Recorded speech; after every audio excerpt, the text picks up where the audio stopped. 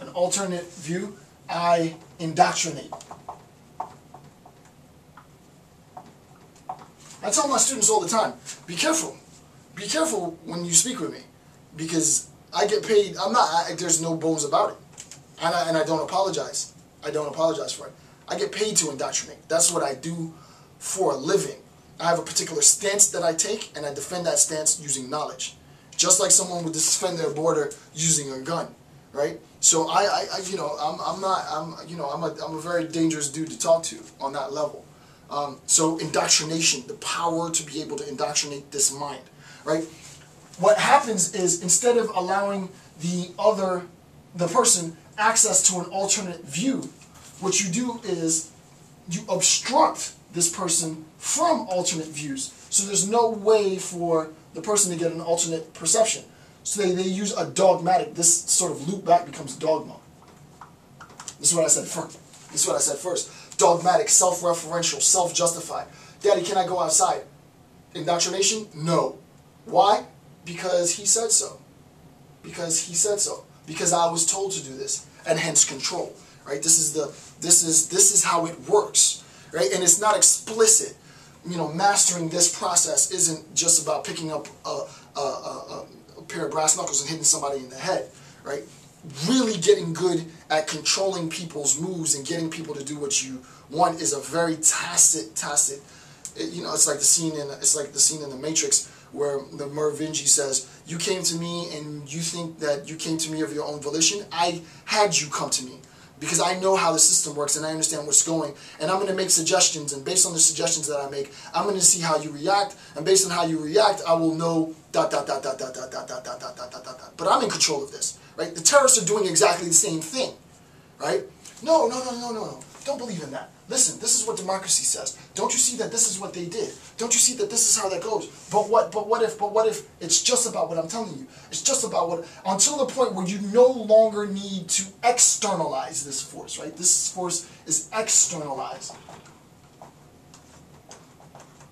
The person who keeps that indoctrination internalized. Now I don't even need this guy telling me anything anymore, because now I've been programmed, right? Now my mind has been conditioned. Now my mind has been controlled because I have been taught how to refer to that power. These guys are dangerous, right? Because they don't even look anymore. They don't even see it anymore. All they see is what they've been taught. But it takes a really good educator to be able to control and get people like that. You got to be really good at what you do. You have to be really good at what you do to be able to create agents like this, right? But believe that the terrorist group has people who are trained. I know they have people who are trained to be able to do this. Question is, does our government have people who are trained to do this? Where's this guy on the good guy end, right? So I'll leave that for you to consider on your own. Total domination of information, right? Exploit that weakness, right? We want to cut off this. We want to cut off, give the person a little access, right? So when I say how do you exploit that? Support the liberation of information and a global internet initiative. Support a global internet initiative. I said in the last lecture about sort of the cell coverage example within the United States and how we can use that to protect terror. Why not have a real cell coverage, data coverage, global initiative, right? Bring the corporates in. Bring corporate, corporate world in it. Multinational corporate freaking conglomerates, and let's get the whole globe connected to the net. Let's get the whole globe connected to the net. Let's put up cell towers non-stop. Let's talk about the global exchange of information. It's going to be $1 trillion enterprise. No question about that. It's going to be a huge investment, but the money to be made for corporates, I don't care about money. I'm an ideological fiend, right? So, but there are people who really do care about money. So for the people who care about money, talk to those dudes. There's a lot to incentivize their cooperation in this, right? There's billions and trillions of dollars worth of money to be had, right?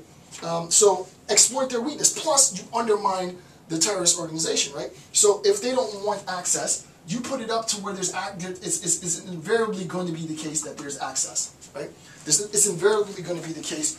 It's invariably going to be the case that there's going to be access to information And eventually what'll end up happening is they'll have that last little bit, that number 4, right? So that the terrorist organization can't find people who are willing to be indoctrinated, right? And this idea of indoctrination and liberation, yeah, there's ways in which you can indoctrinate for a good cause. I'm not saying that indoctrination in itself is bad, right? You can indoctrinate somebody and allow that person to think for themselves, but this is a type of indoctrination that doesn't allow a person to think for themselves, right?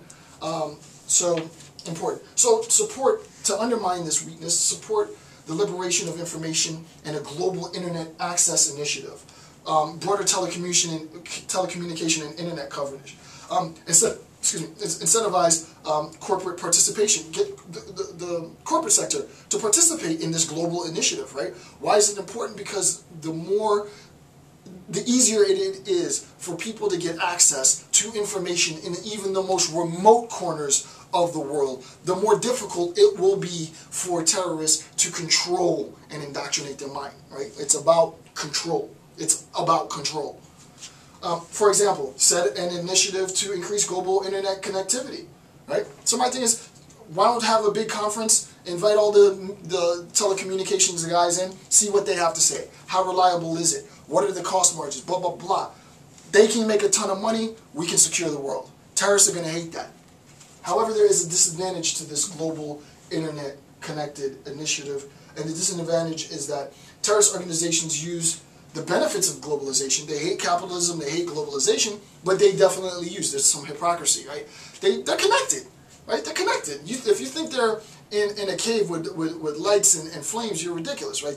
They're connected. They have internet connections. They have serious high-tech cybersecurity understanding. These guys are not dummies. The biggest misconception, the biggest error is to think that terrorists are not intellectual dudes. These guys are really, really smart dudes, right? Which in that sense, who knows, if they're watching my videos, right? I don't think anybody can stay neutral, but I'm trying to present this information just as neutral. Pros, cons, advantages, disadvantages, exploitations, weaknesses, and so on. The disadvantage, however, if you try to go about this global initiative to bring information accessibility, points of information throughout the globe, which I think is a good thing, the bad thing is that also allows terrorist members then to jump on the network and make connections even quicker, right? I think personally that the pros outweigh the cons because, if you got access to information, you got access to information, and no matter what you were taught, you're going to be able, before you get to the point where you're fully indoctrinated, right? You're going to get to the point where, all right, I'm going to make up my own mind. I read this, I don't think it's right. I saw this video, maybe not, right? So I think that's important. The last point that I want to do in this section, and then I'm actually trying to think. Actually, I'm going to stop here. Hold on a second. Yeah. So actually, I'm going to stop at this point because I don't want to interrupt my lecture, and I recognize now that I've been talking for 2 hours, so I have to stop, or else I'm going to run out of room on my video. I didn't think the lecture went on as long as 2 hours, but what I'll do is I'll continue the discussion into the exclusionary ideology in 5 different ways of understanding terrorism.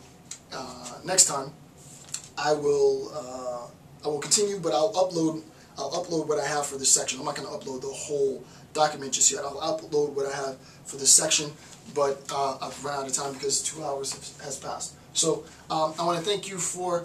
Let me see if so right where I am, that's a good place to stop. I want to thank you for taking the time to watch my videos. With that, I'm Dr. Jason J. Campbell. Thanks, and have a good day.